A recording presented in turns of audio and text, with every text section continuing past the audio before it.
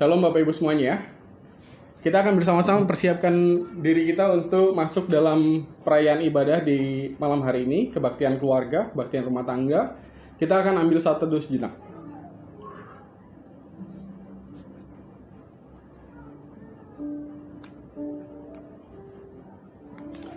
PKJ 4 akan menjadi pujian pembuka kita. Angkatlah hatimu pada Tuhan.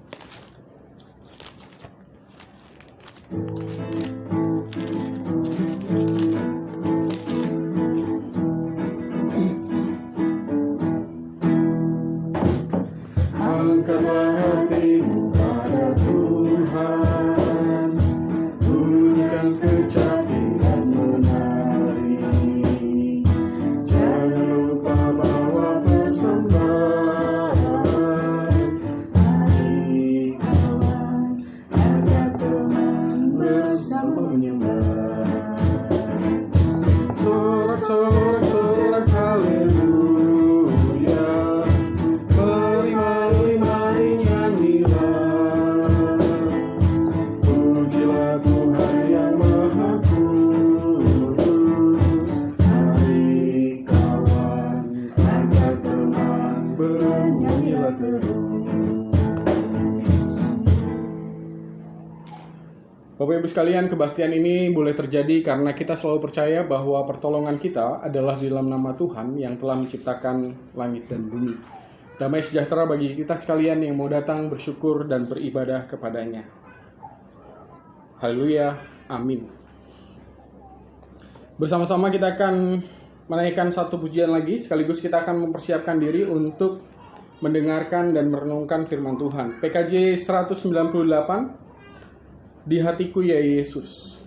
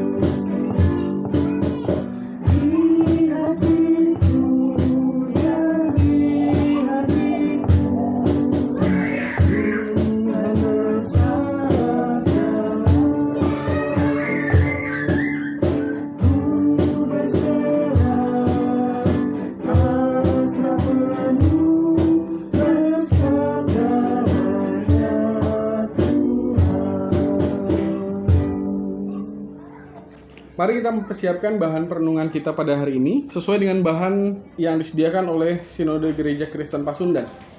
1 Tesalonika 1 ayat 1 sampai dengan 10. Sebelum kita membaca dan merenungkan firman Tuhan, kita bersatu dalam doa, kita mohon pertolongan dari Tuhan.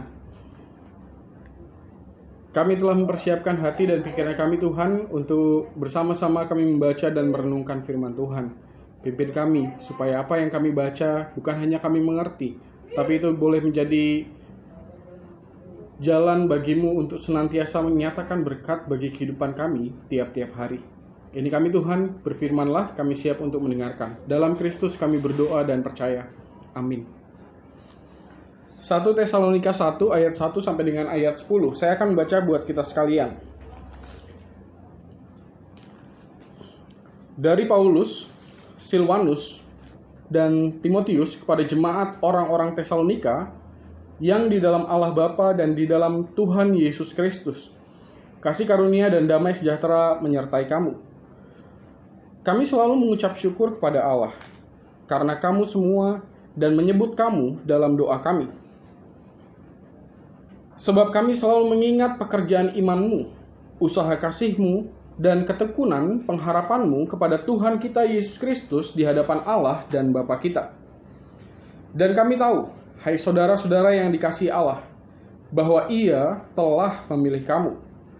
Sebab Injil yang kami beritakan bukan disampaikan kepada kamu dengan kata-kata saja, tetapi juga dengan kekuatan oleh Roh Kudus dan dengan suatu kepastian yang kokoh. Memang kamu tahu bagaimana kami bekerja di antara kamu oleh karena kamu. Dan kamu telah menjadi penurut kami dan penurut Tuhan.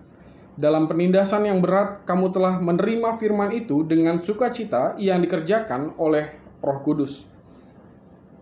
Sehingga kamu telah menjadi teladan untuk semua orang yang percaya di wilayah Makedonia dan Akhaya. Karena dari antara kamu, firman Tuhan bergema, bukan hanya di Makedonia dan Akhaya saja, tetapi di semua tempat telah tersiar kabar tentang imanmu kepada Allah. Sehingga kami tidak usah mengatakan apa-apa tentang hal itu. Sebab mereka sendiri bercerita tentang kami, bagaimana kamu sambut dan bagaimana kamu berbalik dari berhala kepada Allah untuk melayani Allah yang hidup dan yang benar. Dan untuk menantikan kedatangan anaknya dari sorga yang telah dibangkitkannya dari antara orang mati, yaitu Yesus, yang menyelamatkan kita dari murka yang akan datang. Sampai sedemikian jauh pembacaan Alkitab kita hari ini. Haleluya. Bapak dan Ibu sekalian, saya nggak tahu apakah pemahaman yang tidak tepat gitu ya dari zaman dulu. Apakah pemahaman yang tidak tepat seperti ini masih ada sampai dengan sekarang? Maksudnya pemahaman tidak tepat yang dipahami oleh orang luar di sana terhadap menjadi seorang Kristen. Dulu kan selalu ada ya pemahaman bahwa kalau misalnya ada orang yang menjadi pengikut Kristus, berarti orangnya pasti akan akan ada perubahan besar-besaran terhadap kehidupannya. Terutama misalnya perekonomiannya berubah, banyak hal yang berubah gitu ya. Dan biasanya dulu tuh salah pahaminya bahwa jadi orang Kristen akan jadi orang yang bahasa Sundanya benar gak sih ya, benghar gitu ya, orang yang kaya gitu, luar biasa, jadi hebat gitu. Saya nggak tahu apakah pemahaman itu masih ada sampai dengan sekarang. Karena dianggapnya orang-orang Kristen adalah orang-orang yang berada secara perekonomian, secara banyak lah ya. Dianggapnya tuh kita bagus gitu. Ya puji Tuhan sih kalau misalnya dianggapnya orang Kristen seperti itu. Dan saya nggak mau bilang bahwa itu adalah alasan yang bagaimana gitu ya. Ya boleh aja ada orang yang menganggap seperti itu. Walaupun memang tentu saja ada alasan yang jauh lebih kuat untuk menjadi seorang Kristen ketimbang hanya memandang bahwa nanti kalau saya jadi orang Kristen pasti saya jadi lebih bagus hidupnya gitu ya. Kalau sekarang saya gini nanti jadi orang Kristen pasti berubah keadaannya. Ada alasan yang jauh lebih tepat daripada alasan itu. Dan sekarang saya mau mengajak kita untuk melihat sekarang semua orang terdampak oleh pandemi. Semuanya. Banyak perubahan terjadi dalam kehidupan kita dan tidak terkecuali tentang kehidupan perekonomian. Perubahan yang membuat kita pada akhirnya keluar dari zona yang dulu kita anggap ya dengan begini Tuhan sudah memberkati luar biasa gitu ya. Secara perekonomian, secara pekerjaan, secara banyak hal kita mungkin menganggap bahwa oke Tuhan terima kasih karena hari ini Tuhan memberkati luar biasa gitu. Dan itu mencukupkan bagi kehidupan keluarga kami. Tapi dengan sekarang keadaan pandemi mungkin ada banyak perubahan yang terjadi dalam hati dan pikiran kita. Karena apa? Karena keadaan pun berubah. Kita tahu ada banyak misalnya ya. Kita tahu bahwa ada banyak di masa pandemi ini orang-orang yang dulu sekarang bekerja, tapi mengalami pemotongan tunjangan atau gaji luar biasa. Dari mulai 20%, 50%, bahkan saya pernah dengar ada yang sampai 80%. Belum lagi tentang kemungkinan bahwa kita terpapar oleh virus corona yang selalu pasti terbuka bagi siapa saja karena pandemi ini belum berlalu. Nah, dengan semua perubahan itu membawa pada pergumulan yang hari ini pasti amat jauh berbeda daripada kita di masa sebelum pandemi. Dan di situ menjadi muncul pertanyaan bagi kita sekalian, karena pandemi berdampak luar biasa bagi kehidupan kita, masihkah iman percaya kita melekat pada Kristus dengan semua perubahan yang terjadi dalam kehidupan kita di masa pandemi ini? Nah, saya mau mengajak kita untuk melihat dalam pembacaan Alkitab kita hari ini. Yang menarik dalam perikop kita hari ini kan adalah mereka udah jelas jemaat mula-mula. Jemaat mula-mula yang dalam kondisi sehari-hari itu mereka sudah bergumul gitu ya, menderita, ditindas. Di ayat 6 kan udah dibilang tuh, dibenci, ditindas. Dan kalau kita mau melihat bahwa sebelum seseorang ikut Kristus di zaman surat Tesalonika ini ya, di jemaat mula-mula, itu bukan orang-orang yang secara misalnya secara perekonomian berada gitu ya. Enggak. Justru sebaliknya, kekristenan itu diraih oleh orang tertarik jadi pengikut Kristus karena Kristus memanggil mereka sahabat. Jadi yang dipanggil sahabat itu ya semua orang gitu ya. Dan yang tergerak hatinya untuk mengikut Kristus biasanya adalah orang-orang yang ada di, misalnya secara sosial ada di paling bawah. Budak-budak, zaman dulu masih ada budak-budak gitu ya. Budak-budak, dan mereka tertarik karena kenapa Tuhan menganggap kami sahabat, padahal kami ini di mata dunia adalah budak gitu ya. Dan kemudian mereka jadi orang Kristen. Nah, perbedaannya adalah sewaktu mereka memutuskan menjadi orang Kristen, keadaan sama sekali tidak berubah.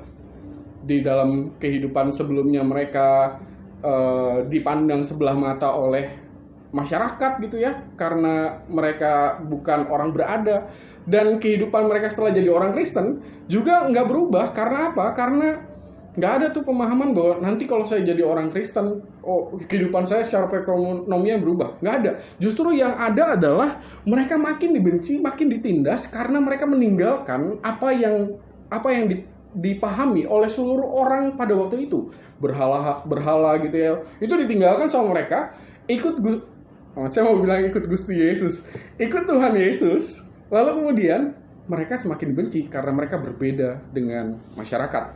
Nah, yang jadi pertanyaan adalah kenapa gitu?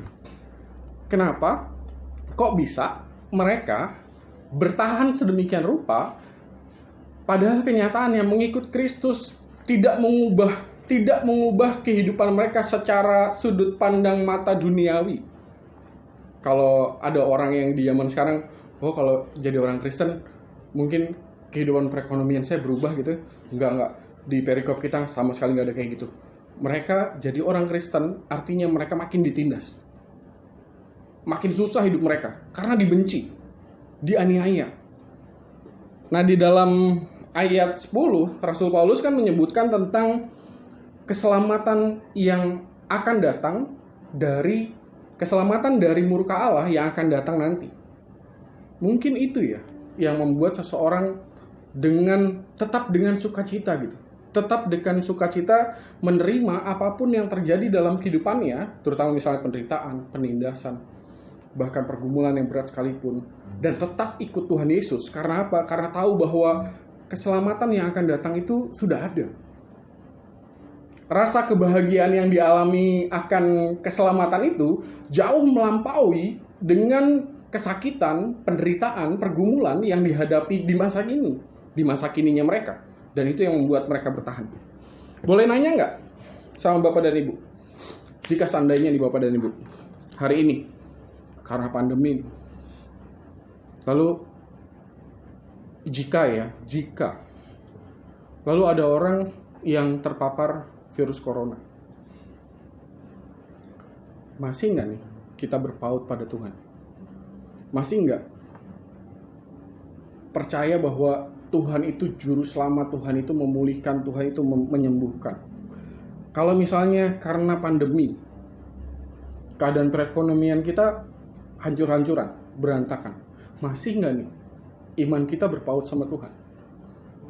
Atau malah kekecewaan yang mendalam membuat kita pada akhirnya betul-betul berbalik gitu ya, berbalik dari Tuhan. Berbalik dari Tuhan tuh dengan jalan macam-macam ya. Jadi malas ibadah, jadi malas lagi baca firman Tuhan, jadi malas persekutuan, macam-macam lah. Masihkah iman kita terpaut pada Tuhan dan Juru Selamat kita sewaktu pandemi ini mengubah kehidupan kita? Saya mau menutup renungan kita hari ini dengan satu gambaran yang Bapak dan Ibu pasti udah kenal ya. Ini nih. Bentar. Oke. Garam, air,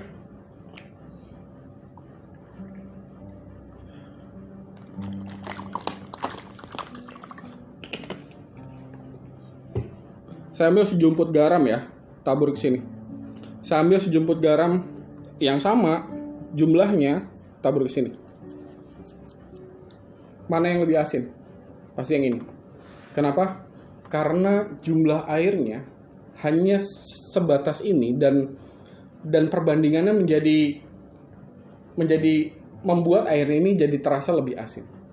Tapi sewaktu airnya makin banyak, wadahnya makin besar, maka pergumulan itu menjadi berkurang rasanya. Kenapa? Karena airnya makin banyak gitu ya. Wadahnya makin besar. Maksud saya, pandemi ini pasti akan membawa perubahan rasa dalam kehidupan kita.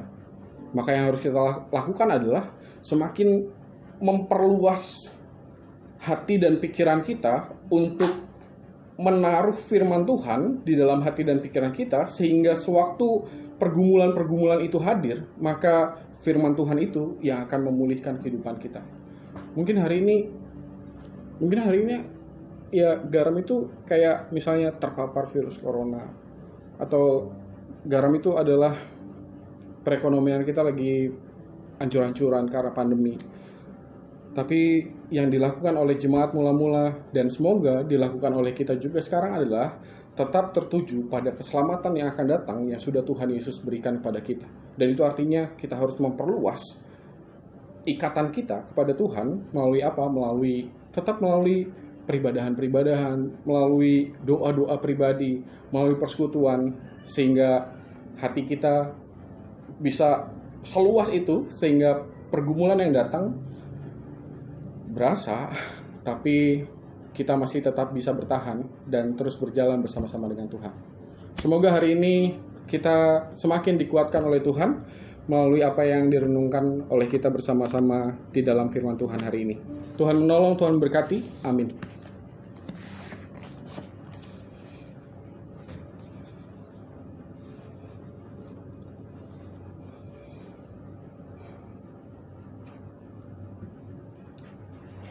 Pada hari ini kita juga diberi kesempatan untuk membawa persembahan kita. Kidung Jemaat 393 akan menjadi pujian persembahan kita.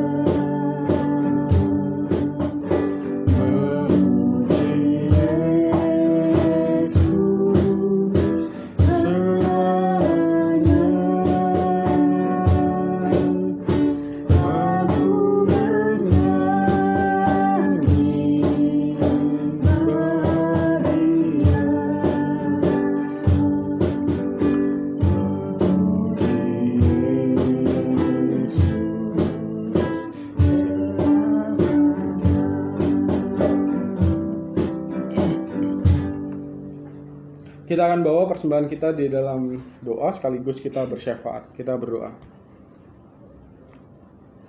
Ampuni kami Tuhan apabila karena pandemi ini kami menjadi mungkin menjadi kurang bersyukur karena apa-apa yang kami lakukan dan kami lihat dalam keseharian kami.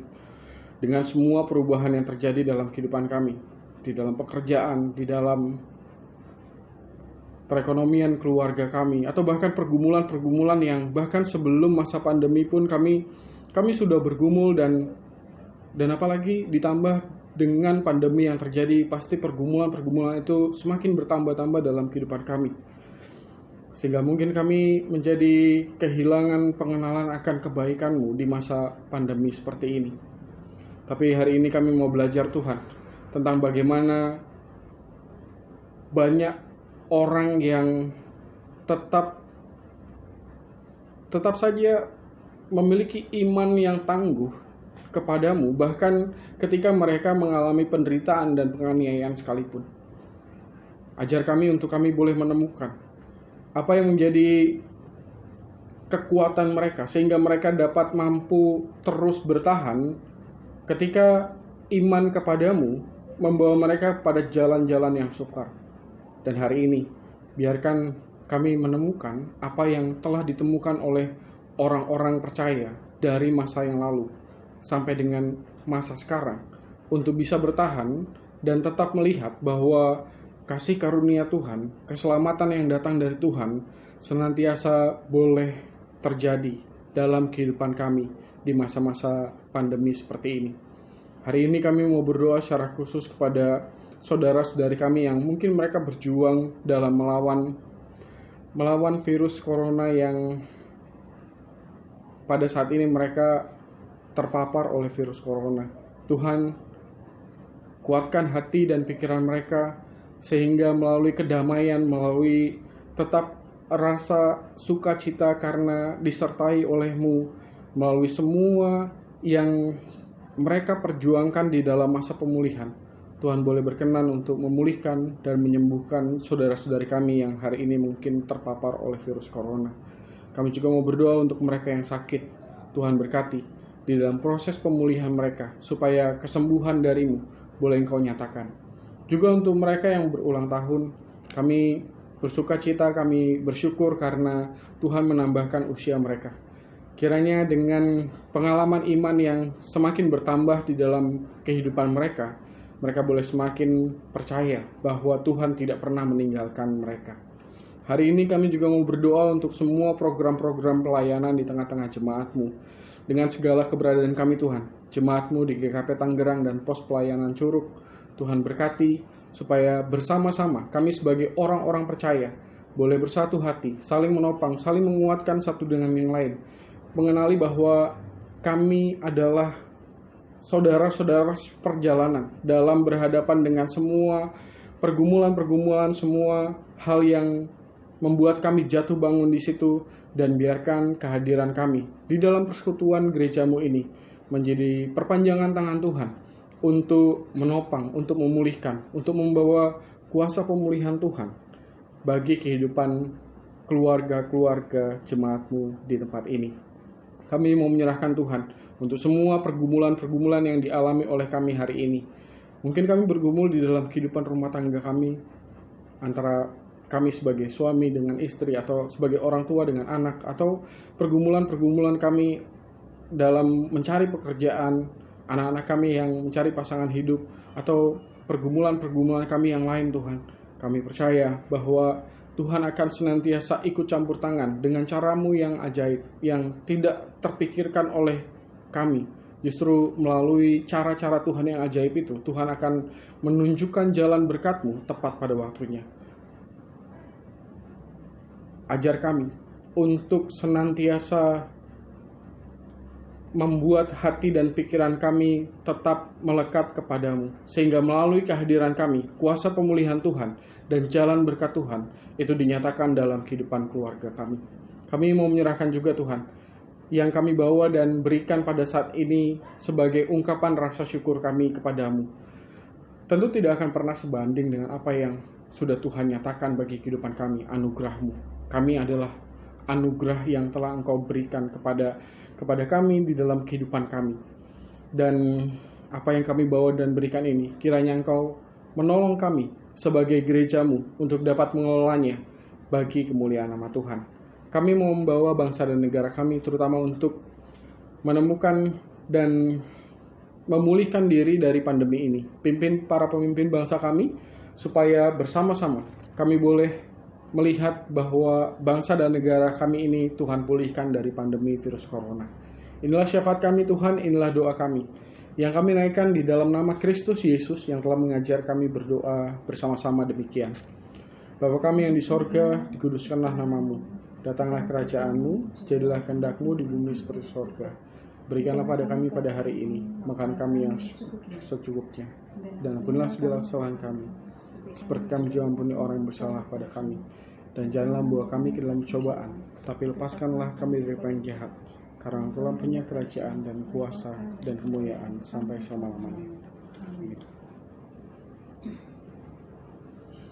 Sebagai pujian pengutusan, kita akan memuji nama Tuhan dari KJ 341.